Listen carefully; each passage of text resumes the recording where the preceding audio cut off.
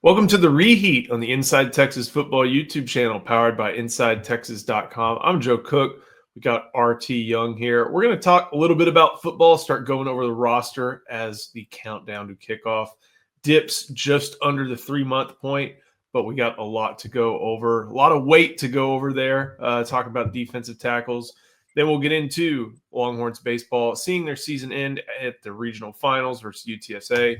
Softball heading to the championship series, and of course, we'll laugh at somebody, maybe even laugh at ourselves a little bit. But RT, the month of June is here. We are, I think, as we're recording this, 89 days away. So making our way, and it's always fun being on Inside Texas and looking at the roster countdown.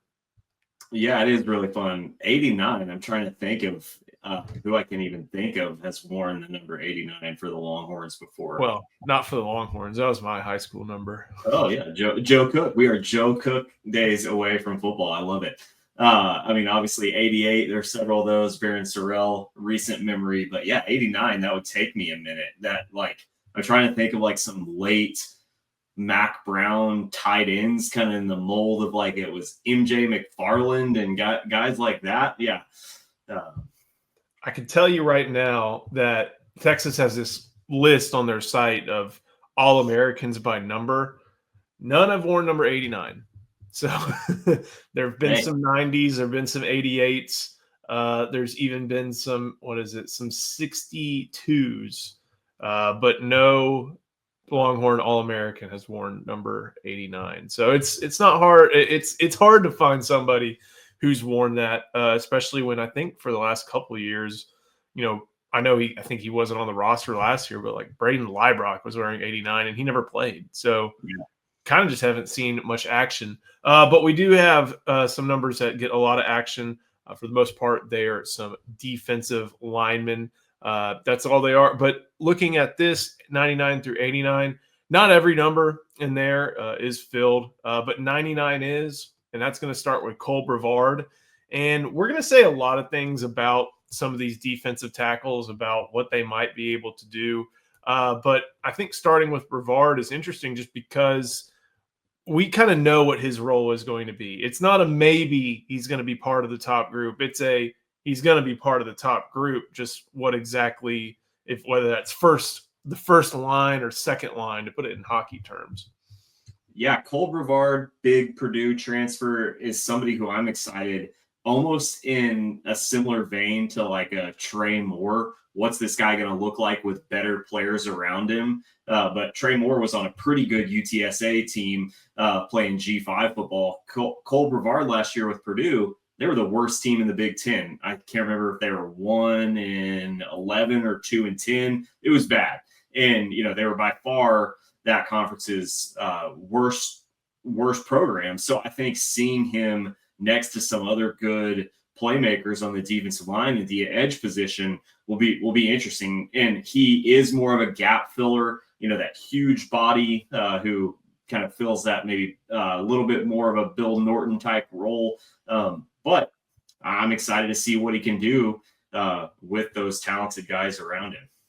One thing for me is I looked at his snap counts last year, and he hit 30 snaps in a majority of Purdue's games, which, if you're playing 60 snaps on defense, playing a half is about right, but that's Big Ten football. Texas got some kickoff times. A couple of them are pretty early. That home opener's at 11 or so, I think. Dude, so what are we doing? It's for so many years in a row now. I mean, it's brutal. It's brutal. But so how's he going to be able to react? He's listed at 6'3", 350. I remember I heard from somebody who went to one of the spring scrimmages, dude, he's good when he's going, but he had to take a breather, maybe a play earlier than people liked. And that's what this summer is for, is to get him acclimated to that. But I think he's going to be a guy that's either starting or in that second string. He's in that 30 snap club, in my opinion. Moving on, we talked a lot about the transfers at defensive tackle. We kind of have looked over the guy who is coming into his second year, and that's Alex January. Where do you think he kind of ends up in this rotation? Alex January for this season, not talking long-term with guys, obviously Justice Terry and Josiah Sharma, but just this year, Alex January is the defensive lineman on the Longhorns I'm most excited about. I think he really popped last year in the college football playoff, gave Texas some really good snaps in the Cotton Bowl. And yeah, he's got pedigree. His father was a Longhorn, had a cup of coffee in the pros, I believe, Michael January. And yeah, it comes from a great program in Duncanville. And I think he maybe fell a little bit victim with his high school recruiting, just that he played with so many great players like Colin Simmons, Amari Abor the year before, a class before him, that were getting recruited by all of these programs. I think maybe he just got lost a little bit in the high school recruiting realm. And Texas, in my opinion, got a huge steal, getting his commitment so early, holding on to it with pretty relative ease. And I think he's going to have a big year after, being behind 4 future NFL studs the last 2 seasons. I thought he was a shoe-in to be part of the that top 4, I guess, rotation. With Murad Watson coming in, I think it'll be a little bit tougher, just because I think Murad Watson's a frontline player, so everybody's got to bump down one spot if they're not in front of him. I don't know if January will be that. Maybe he is. Maybe he does take that step up, and even with Murad Watson being his same class year, January is still ahead just because of some knowledge with the system. But the future is really bright for him, I feel like, no matter whether he's a top flight guy or maybe kind of remember how Vernon Broughton and Collins were a few years ago, kind of the third grouping behind Ojimo and Coburn and Sweat and Murphy. Maybe that's where he fits in, and there's nothing wrong with that. You've seen those guys develop and go up in those in their level of play as a result. And, maybe that's just where he is right now. But I feel like he's still going to be one of the guys we see probably, 20-ish snaps. I feel like he's going to step up enough to be part of the rotation. I do think one thing that the current calendar with college football, and especially in the SEC playing one less conference game, one thing that it lends itself to is you can really see guys get better throughout the season. Back in the day, when there was no expanded playoff, you really maybe only saw that if you had a freshman who redshirted and they got some bowl practice in December, and then, hey, they pop at the Alamo Bowl, make a couple splash plays. Obviously, you just mentioned him. Alfred Collins did that back in the day. But now I think guys like Alex January, you can see them start to carve their way into a rotation more as the season goes along, and even get better as the season goes along. So I think I'm excited for him that he'll have 3, obviously Ohio State's not a tune-up, but 3 tune-up non-conference games before SEC play, but then a long season, the Longhorns having ambitious goals. So there's going to be a lot of opportunity for a guy like Alex January to keep honing his craft, continue to have the ability to make some plays. So I think he's somebody that the Longhorns will count on more at the end of the season than maybe they do right at first. So 99 was Cole Brevard, 98's not issued. Not issued yet. Alex January's 97. Nobody's wearing 96 quite yet, nor 95, nor 94. So we got to drop down to all the way to 93, and that's Hero Canoe, the Ohio State transfer. Even had a tackle against Texas for the Buckeyes. Someone who was not, making a lot of waves there in Columbus, not racking up stats, but someone I feel like they wanted to hang on to and get the most out of his development. But it feels like there's still some development to go for him as well. Yeah, I don't know too much about Hero Kanu and what to expect from him this season. I think the exciting thing with him is he's a 2-year player. He's obviously very strong. There's a lot of ball of clay potential there. You mentioned kind of what we think the hierarchy might be. I would think defensive tackle wise, with all the additions and guys like Alex January carving out a place. In my opinion, he's going to sort of be in that third tier, that third rung of rotations. And obviously, Pete Kwiatkowski's defense, they do rotate a lot, but I would imagine he more gets kind of like the Jermaine Lole snap count of last year, or who was the guy 2 years ago who transferred from Minnesota and then he transferred to Auburn after Trill Carter. Yeah, Trill Carter. That kind of snap count allocation, maybe even not that much, but that's what I would expect from Kanu. Yeah, I like the 2-year aspect. I think Texas did really well there to get a lot of their transfers, not just to be 1-year rentals. And that's him. Looking up some details about him, he's from Germany. He played high school football in the Catholic League out in California. I don't think it was Trinity League necessarily, the one with Mater Dei and all them, but still good football out there. That developmental curve was always going to be long, and it didn't matter if it was Ohio State or Texas taking advantage of it. It was going to take a few years for him to learn how to play football. He's just physically gifted, but they had to learn. And maybe Texas is able to tap into that. They've seen some raw players in their past and have been able to make the most of them. Bumping out a little bit more on the defensive line, we go to Colton Vasek. And this is, everybody still celebrates the win over OU and that recruitment and, seeing Arch influence them. But, man, it's just that shoulder. It really feels like that is the limiting factor as to why we haven't seen more of Colton Vasek. Man, I still remember watching him against Jackson Arnold's team in the state championship and just being like, what are we doing? Why is this guy not committed yet? And obviously the recruitment was a little bit of a roller coaster. And, you can understand it from a kid growing up in Austin standpoint, wanted to see the world, but then all it took was that 49-0 Red River shootout. He was like, maybe I don't want to be on the other side of this rivalry after all. The encouraging thing about Colton Vasek is just like January, he played really good in the college football playoff, especially that Ohio State game, had some really good snaps.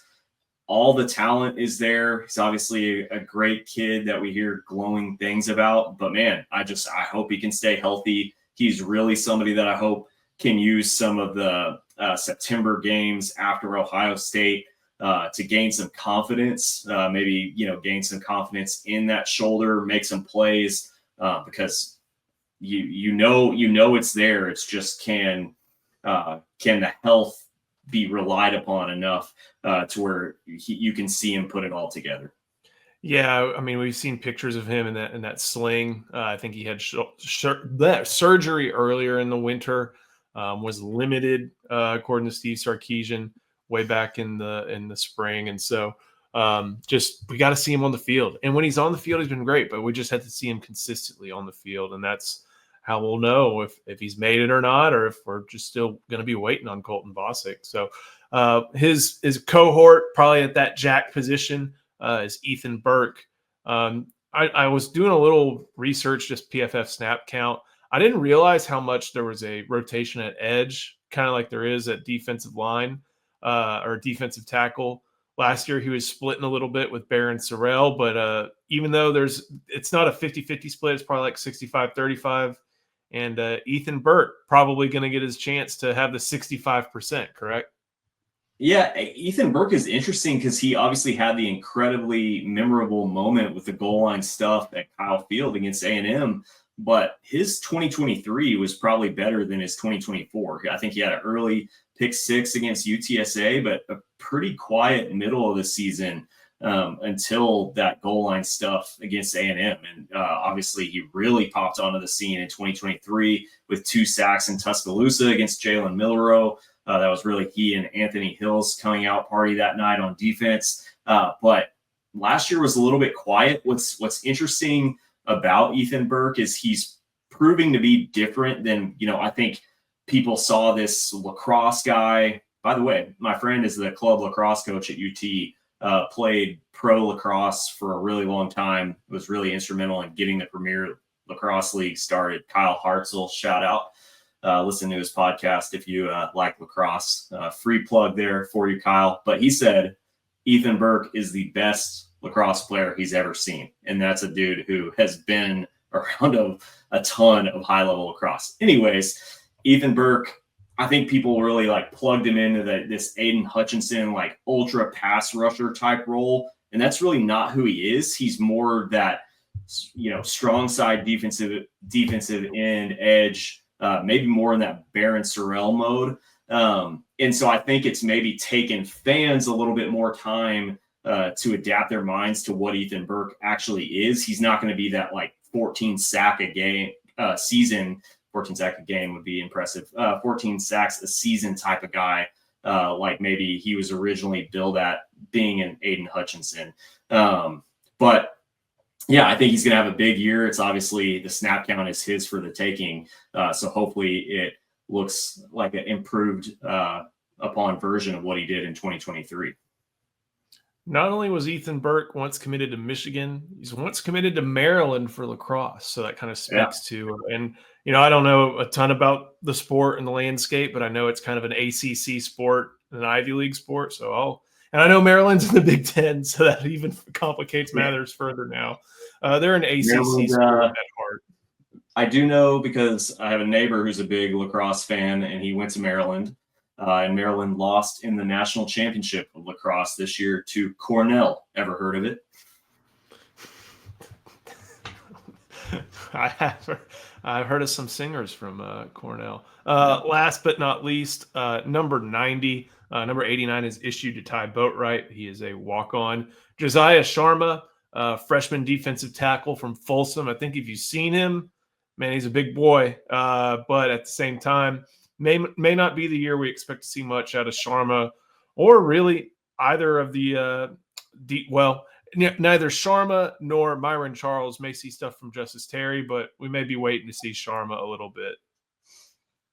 Josiah Sharma, 6'4", 365. Goodness gracious, as a true freshman in college, that he's a load. Obviously, he might not have had the star rankings that the Stargazer recruiting fans really get excited about, but all you needed to see with him was like, who are the guys and who are the programs that are after this kid in a dogfight of a recruitment. And I believe he flipped from Oregon and had some other programs, really power programs, really chasing him late. So with defensive linemen, you always just look at the offer list and see who's coming after him.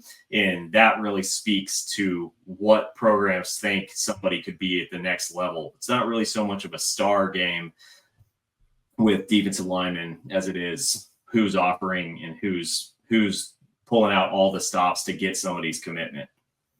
Without a doubt, he'll be Kenny Baker's to work with for a year, maybe even more, and then it'll be his turn. So we'll keep going. Before we do, got to show some love to our sponsor. That is Laura Baker. Hi, I want to tell you about Laura Baker. If you're looking for a new home in the 512, or even at this point, let's face it, 737 area code, there's only one number to call. That's Laura Baker at 512-784-0505. As a member of the elite Andy Allen team with Keller Williams, Laura has helped Longhorns find the home of their dreams in Central Texas. Just ask our resident sex symbol, Ian Boyd, who moved all the way from Michigan to Texas with Laura's help. Laura can help you find what you're looking for in the 512, the 737, or even parts of the 254 and the 210. Just, give her a call at 512-784-0505. Her email is in the description, as well as the rest of her contact details. She's a friend. Give her a call. Go to the Diamond, at least the bigger Diamond right now. Texas saw their season end on Sunday. UTSA, a game UTSA team, took out the Longhorns, not only in the first game of the winners bracket, but then again in the first game of the regional finals. Tough ending for what was a fun first season for Jim Schlossnagle. RT, what are your thoughts just kind of on how the regional went and maybe some perspective on the season as a whole? Man, UTSA has the Longhorns number, and UTSA is a really good baseball team. I knew going into the regional final on Saturday night, and just the fact that Texas was matched up with them after watching that extra innings game where Texas fell to the Roadrunners in March. They're a really scrappy team, and I noticed in March, those guys make contact with every single pitch, and it really, they're not going to get intimidated by Texas's aggressive pitching style, which we saw a lot of teams over the course of the year do so. And so I think, one, they were a bad matchup. They're a bad matchup for how Texas is currently playing, which is banged up, not as didn't really have the ability to put the foot to the gas pedal and their feet on people's throats like they did earlier in the season. We really saw that on Saturday night with a blown 6-1 lead that obviously ended up costing them the game and ultimately the series. And so I just feel like in the beginning of the season, Texas was making all the right plays at the right times. They were winning in multiple different ways. They had great defense and then timely offense. And then we really saw the timely offense, so many runners left on base, and the defense fall apart. Really after that Arkansas series. I mean, you only had 2 players hitting above 250 post Arkansas, and that middle of the lineup just really couldn't be counted on at all, which is unfortunate. I've heard a lot of people say it was a special season, and I don't think I would go that far. I think it was a memorable season. And if you think about it, how many baseball seasons can you really recall from 2010 to 2020? College baseball, a lot of times, isn't super memorable. It's kind of runs together. So I will always remember this team. I'll always be fond of this team. You know, they first year in the SEC, winning the SEC crown in the regular season was awesome. Some of this individual series, like the Galvan walk-off against Georgia, was incredible. The sweep of A&M, the coming back against LSU and taking that series.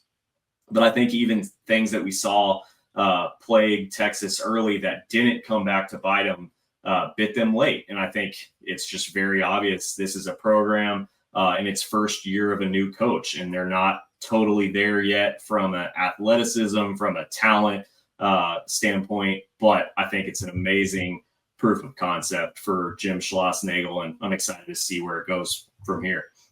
Yeah, I think people are pretty smart to maybe push back on, like, was it a successful season? And I'm like, well, what's your definition of success? Like, Jim Schlossnagle, even before this year, talked about how, like, look, I like my front line, but our depth is probably not where it needs to be.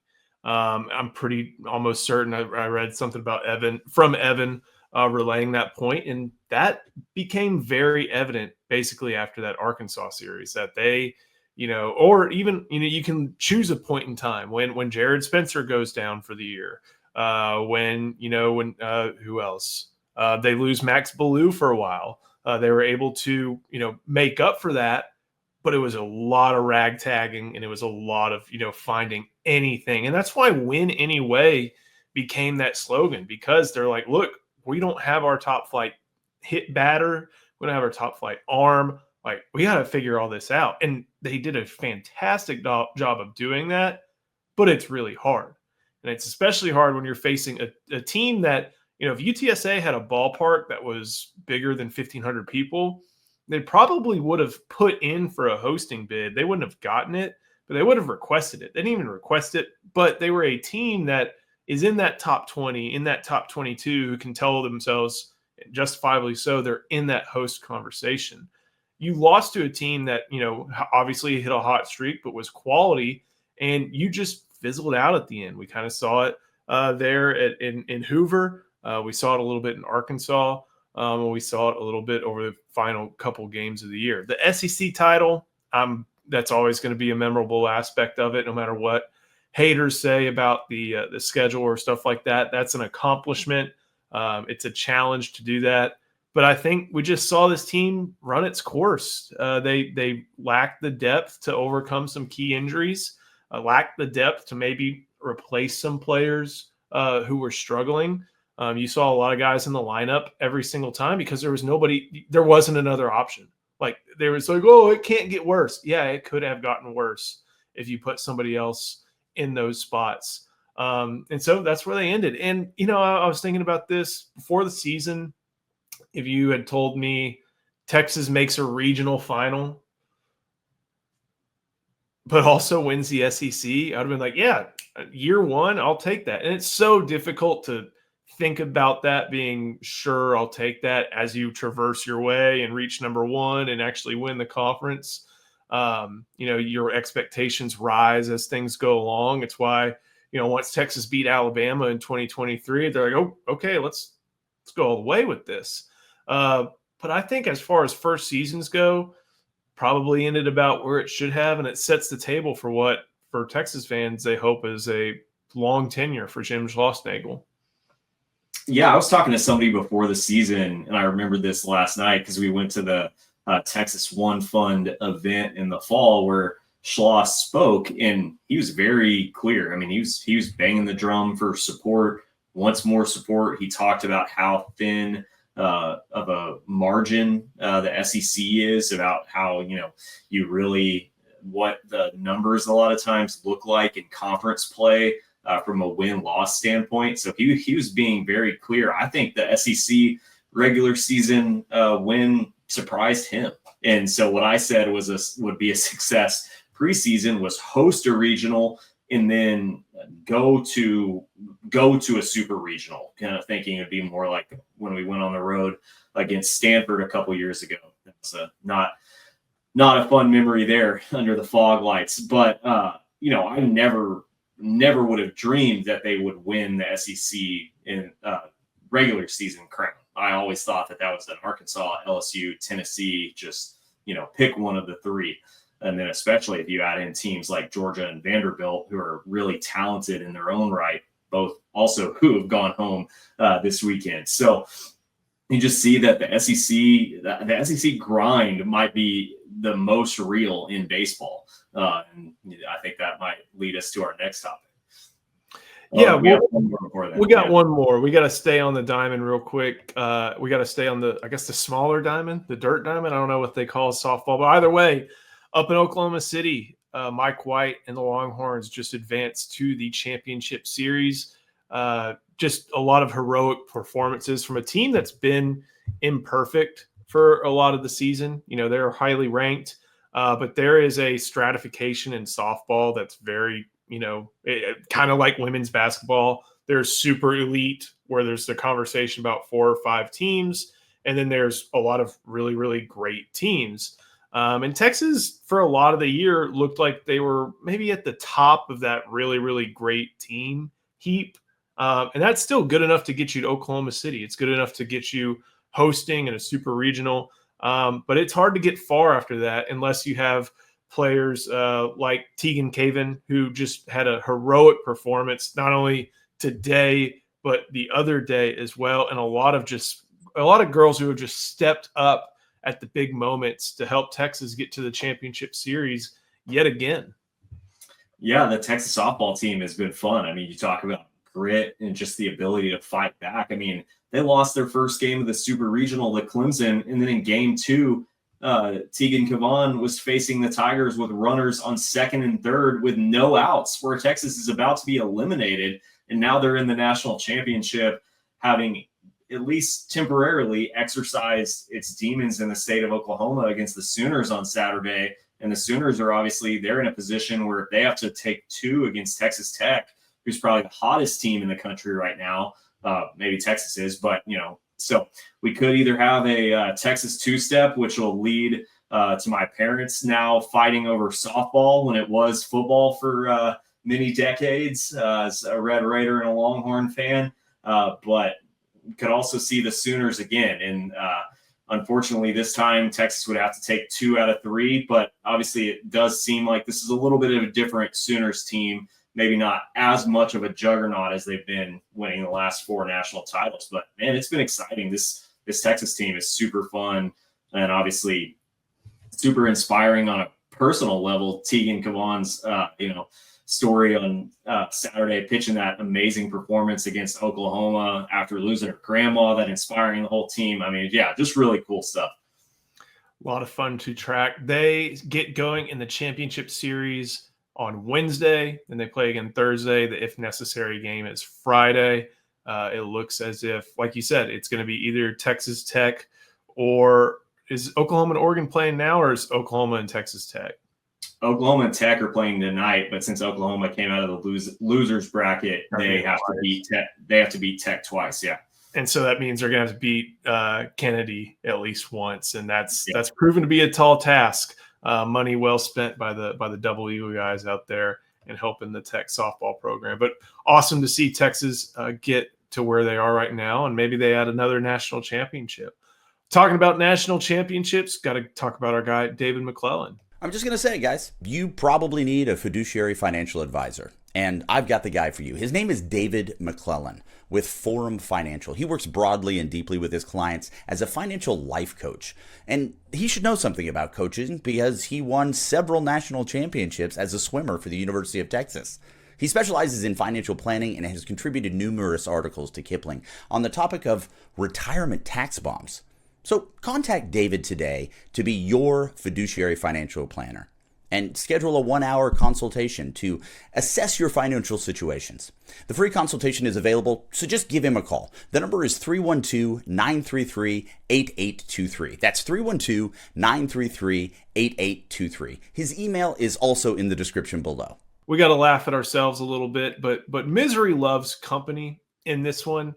And that is the fact that the SEC, which if you watch SEC baseball, if you watch the MLB draft, if you look at RPI, without a doubt, strongest league in college baseball. It's why Jim Schlossnagle made that comment, which I don't really agree with. But, he said it's harder. Sometimes it's harder to win the SEC than the College World Series. Well, it's proven hard for SEC teams to win the College World Series. Number 1 overall seed, Vanderbilt. Eliminated. Number 2 overall seed, Texas, eliminated. Alabama was not even a host. They're eliminated. Mississippi State eliminated. We'll keep on going. Oklahoma is in a at least airing right, or as we're recording right now on Monday afternoon, they got to face North Carolina to get out of their regional. Keeping on going. Florida eliminated. Kevin O'Sullivan had a little heated moment. Auburn made it through, so there's 1. Arkansas made it through. There's 2. Tennessee having a battle with Wake Forest. Kentucky eliminated. LSU could make it through. Georgia eliminated after hosting. Ole Miss. That game was crazy. Basically, just looking at all the different stuff, like the hit rate for SEC teams, a team that or a conference that just talks themselves up so much about the level of play, has been alarmingly bad this baseball tournament, especially when seeing the number 1 and number 2 team get knocked out from the regional round. And yet could still end up with an SEC champion and an SEC national championship. I mean, Arkansas right now looks practically unbeatable, but obviously it's baseball and weird stuff happens. There is obviously, to go along with our Schadenfreude point, there's still part of me that I'm the Texas fan first. I don't ever wear a conference badge, so I hated the SEC a long time before Texas joined them. I get why Texas joined them, and there was a giant part of me that was and is very glad that they did. But the SEC bothered me for many reasons for a long time. So seeing a lot of those logos go down, even if my team goes down with them in the ship, is a little bit funny. But that being said, I still think that Arkansas, LSU, and I know LSU and Tennessee, if they both make it through, they would have to play each other in the super regional round. But I'm still going to take the SEC to take it all in Omaha against the field if given the opportunity. Yeah, Auburn's looking pretty decent as well. Who knows? It'd be crappy to see Oklahoma make it through, but they have a chance to also. It's also just been a giant killing weekend in this baseball tournament. Again, number 1 and number 2, they go down. Number 7 goes down in Georgia, 11 in Clemson, and then Oregon, 12, the best team probably on the West Coast all year, or them in Oregon State. Like, there have been some giants that have gotten killed throughout the course of this tournament as well. So, Joe, let me ask you something. I know somebody who is a Texas fan, but went to UTSA. So he was rooting for he's a Texas fan in the sense of he roots for Texas in all major sports, but he went to UTSA and he went to the March game. He didn't go this weekend. He was out of town. Went to the March game, but he wore UTSA stuff, but he was like, oh, I'm kind of doing it as a bit, but it was fun that they won. Now he's all aboard the UTSA bandwagon. So are Texas fans, are we allowed to cheer for UTSA? Is it a big feeder school happy family thing, or cap program unite? I I want to see UTSA go far. I don't have any animosity. Granted, maybe that's just sports writer like neutrality brain. But I'm looking at a lot of these different teams that have made it through into the super regional round. Louisville makes it here a lot. Miami and Southern Miss, if they come out of Hattiesburg, they make it. Those are either a national championship winning program or a successful program. Florida State, Oregon State, or USC, college baseball well-knowns. Arizona, North Carolina, OU, big-time teams. There's really not, aside from West Virginia or Little Rock, if they pull it off. Coastal Carolina is in fuego right now. They've won a national championship. Yeah. Like it's hard to call them a UTSA is a Cinderella team right now. They're the only team from Texas to have made it to this point.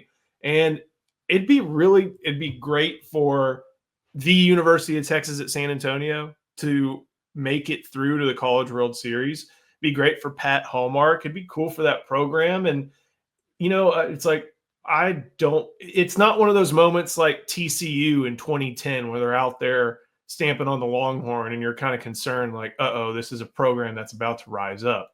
There's always going to be a little bit of a stratification like I was talking about that's going to give UTSA opportunities like this, but not turn them into a consistent power baseball program. It just is what it is, the mid-major level. So I'm rooting for them. I'd love for them to go to Omaha and make it far and be able to have a successful season because, you know what, I don't think Texas is going to start recruiting against these guys on a regular basis. If they go all the way, Pat Hallmark is probably going to be up for a really great job in a couple of years. And it's cool to see the Cinderella story be a program and a school and an athletic department that I think a lot of Texas fans have a lot of familiarity with. And I don't think there's any problem. You can have there's no law in the state of Texas that says you have to be a fan of one team. So no matter where you attended, I always hate that discussion about college sports because it's an odd gatekeeping. Now you can call out people who is like, well, I root for Texas A&M. That's just weird. It's like, well, I really like Oklahoma. That'd be interesting. Yeah, it's like, well, it's like I like Miami, but I also cheer really hard for Alabama. You can call out silly stuff like that, but like any UTSA alum who roots for Texas regularly, and that's their team for the most part, I would say don't be ashamed to really enjoy this run from the Roadrunners because you don't see them in the college football playoff yet. They're not big on basketball. I don't know what UTSA's other big sports are. So enjoy this. Like these are probably the biggest wins for maybe any men's sport at UTSA. I know they haven't had athletics on a big D1 scale forever and ever, but like Jeff Traylor's probably looking at this and thinking like, I want to get there someday.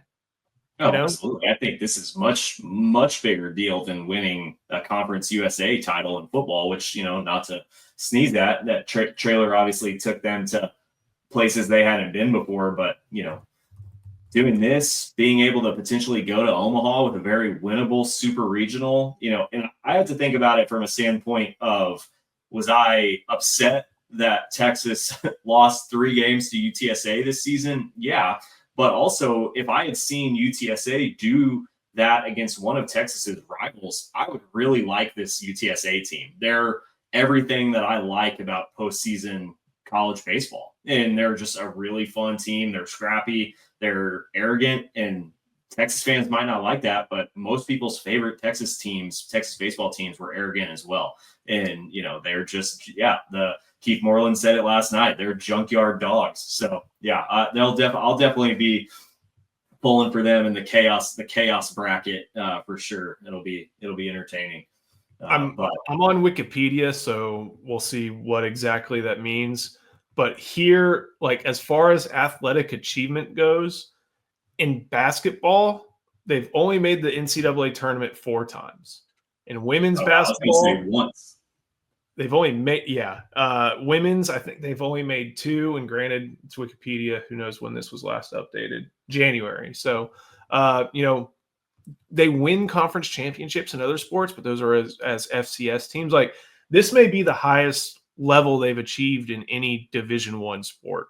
So if you're a Roadrunner fan, grad, anything like that, I would enjoy the hell out of this, just because it's so much fun to follow a good baseball team and be in the super regional and go to Omaha, like embrace it. Where, the shade of orange is different, but have fun with it.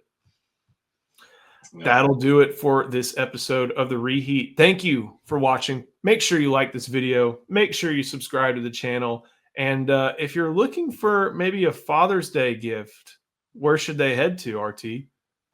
Yeah, if you want to get your kids fired up for football season, if you want to watch football all day on Saturdays in the fall and not ask for Bluey or something to be turned on, then go to longhornalphabet.com. Get a one-of-a-kind children's book for all UT families to enjoy and get pumped for the fall. We are 89 days away, as you said, Joe. Cannot wait. Thank you for watching, RT. Thank you. We'll see you next time on the Reheat on the Inside Texas Football YouTube channel, powered by InsideTexas.com.